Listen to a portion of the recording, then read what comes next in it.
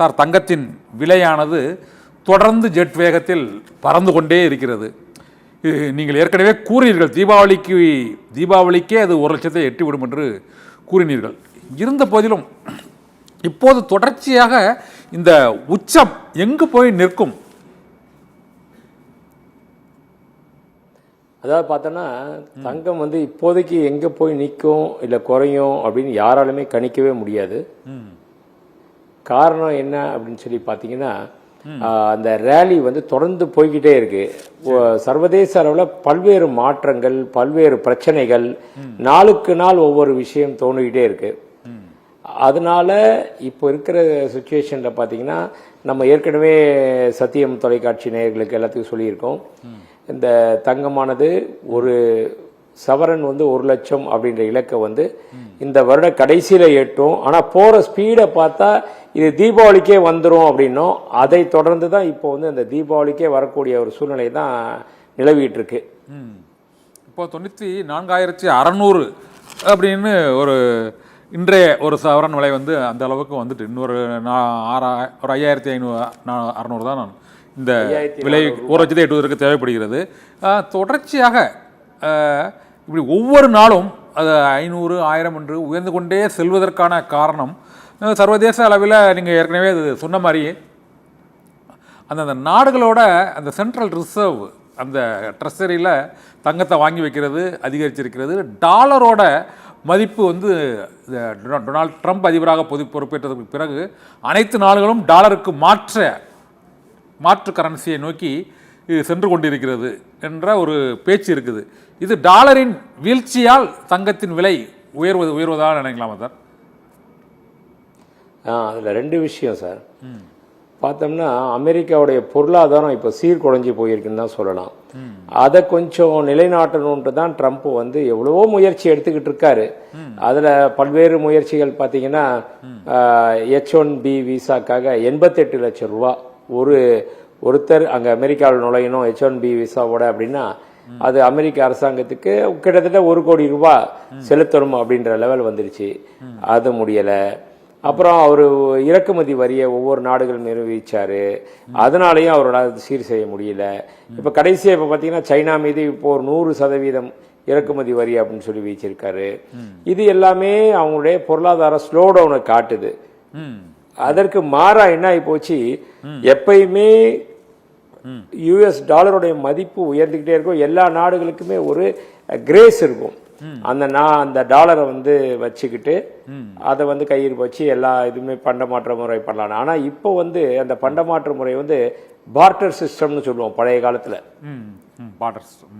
அந்த பார்ட்டர் சிஸ்டத்துக்கு வந்தாச்சு.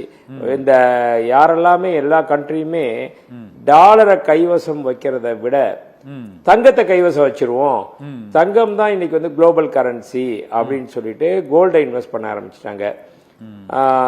China, Russia, England, Italy, France, India, இந்த மாதிரி எல்லா கண்ட்ரியுமே வந்து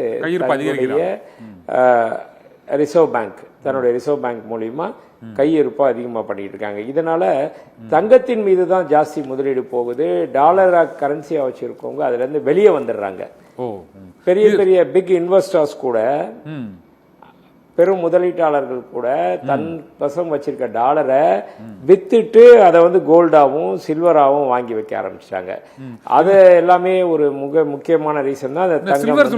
வரலாறு காணாத அளவுக்கு. ஆமா, சில்வர் சொன்னீங்களா சார்? சில்வர் வந்து இப்போ முழுமையா வித்து தீர்ந்து விட்டது. நீங்கள் சில்வர் மொத்தமா வாங்கணும்னா அதுக்கு சில நாட்கள் காத்திருக்க வேண்டிய ஒரு சூழ்நிலை இப்போ ஏற்பட்டிருக்கு. இதுக்கு முன்னால இந்த மாதிரி ஏற்பட்டிருக்கா சார்? தங்கத்துக்கு போட்டியா வெள்ளியும் இல்ல விலை உயர்வு சொல்றேன், விலை உயர்வு வந்து அதிகரிச்சுக்கிட்டே இருக்கிறது. இது வந்து அந்த விகிதம், விலை விகிதமான தங்கத்துக்கும் வெள்ளிக்குமான இடையே இந்த மதிப்பு வந்து இதுவரை இல்லாத அளவுக்கு வெள்ளி உச்சத்தை எட்டி இருக்கிறது, தங்கமும் எட்டி இருக்கிறது. இரண்டும் ஒரே நேரத்தில் அந்த உச்சத்தை எட்டுவதற்கு என்ன சார் காரணம்? ஆமாங்க, இது என்னன்னா இப்பதான் சொன்னேன் இல்லையா, இந்த இது வந்து வேர்ல்டு வைடு ஒரே மாதிரி ரேட் ஆயிடுச்சு.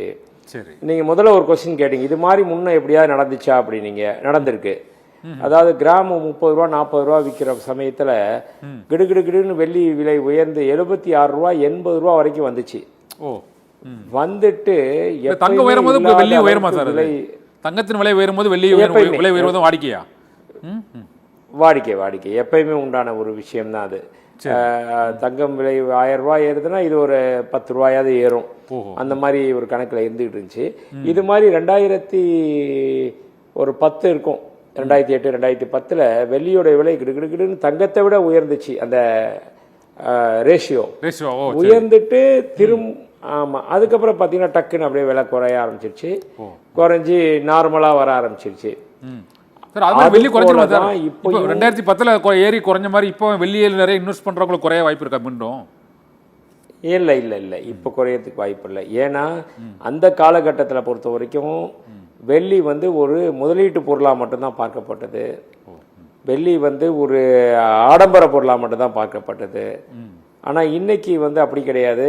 இது இண்டஸ்ட்ரியல் யூசேஜ்னு சொல்லிட்டு தொழிற்சாலைகள் எல்லாம் பயன்படுற மாதிரி ஆயிடுச்சு. அதுவும் குறிப்பாக சொல்ல போனால் வெள்ளி வந்து நம்ம அன்றாடம் யூஸ் பண்ணுற மொபைல் ஃபோனு, அதுக்கப்புறம் வெஹிக்கிள் இருக்கு பாருங்க, அதுக்கு சோலார் பேனலு, அப்புறம் ராக்கெட் லான்ச், அந்த ஏவுகணைகள் அந்த மாதிரிலாம் பண்ணுறதுக்கு அதுக்கு யூஸ் ஆகுது. மெடிக்கல் சைட்லையும் யூஸ் ஆகுது. இதெல்லாம் பல்வேறு காரணங்கள் வெள்ளியினுடைய விலை கண்ணாப்பின்னான உயர்றதுக்கு. இனி வரும் காலங்களில் கூட வெள்ளியினுடைய தேவைகள் அதிகமாக தான் இருக்கும்.